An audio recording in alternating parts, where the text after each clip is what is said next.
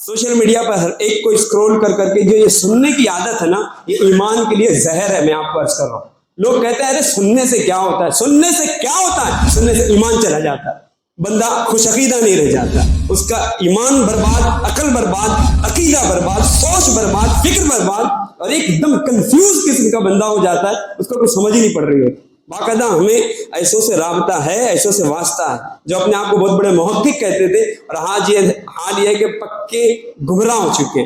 اس لیے یہ اسکرول کر کے بعض تو عمر دراز لوگوں کو دیکھا، نمازی حضرات وہ بیٹھے ہوئے ایسے ایسے کر کے، یوں لگ رہا ہے کہ ہر ویڈیو کا سننا ان پر فرض یا واجب قرار دے دیا گیا یوٹیوب کی طرف سے یا فیس بک کی طرف سے، اور یوں اسکرول کر کر کے سننا، بڑے خوشی مسکراتے ہیں، یہ کلک کیا وہ بھی سناؤ، کس سے دیکھو کیا چل رہا ہے. عجیب حال ہے. معاذ اللہ جہالت کا، بیوقوفی کا دورہ ہو گیا. اب ہر ایک چیز سن رہا ہے، کچھ بھی سن رہا ہے.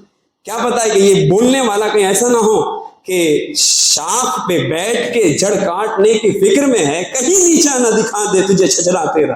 تو حال یہی ہے کہ ہر ایک کو سنیں گے نا تو اس آقائد عالم صلی اللہ علیہ وسلم کی حدیث یاد رکھیے گا. بلکہ ایک تو سرکار نے باضابطہ ارشاد فرمایا، ایسے لوگ ہوں گے کہ جن کو دیکھ کے تم اپنی نمازوں کو حیث سمجھو گے، جن کی عبادتوں کو دیکھ کے تم اپنی عبادتوں کو حیث سمجھو گے، اور حال یہ ہوگا کہ وہ باتیں یوں کریں گے، قرآن ایسے پڑھیں گے کہ تم دیکھ کر یہ کہو گے کہ ان سے اچھا تو کوئی قرآن نہ پڑھتا ہوگا. قرآن ان کے حلق کے نیچے نہیں اترے گا. اور یہ ایسے لوگ ہوں گے کہ ان کے قریب آنے والا فتنے میں مبتلا ہوگا، اس کے ایمان عقیدے داؤ پہ لگیں گے. اور ایک بڑے کا، خاندان کے کسی بڑے فرد کا ایمان عقیدہ داؤ پہ لگا، آپ بتائیے اس کی نسل بچے گی؟ اس کے گھر کے بچے بچیں گے؟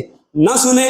سنتے ہیں فقط عاشقان رسول علماء اہل سنت کو سنیں، وہ فقہ بتائیں تو سنیں، وہ عقائد سمجھائیں تو سنیں. اس کے علاوہ کسی ڈاکٹر، کسی انجینئر، کسی پروفیسر، کسی موچی، کسی نائی، کسی اور اس طرح کے جو بھی ہوتے ہیں پروفیشنلز، ان کی باتیں جو ہیں وہ اپنے پروفیشن میں کریں. دین کی بات اگر وہ کرتا ہے تو ہرگز نہ سنیے. ایسا کریں گے، یہ احتیاطیں برتیں گے تو انشاءاللہ ہمارے ایمان عقیدے سلامت رہیں گے.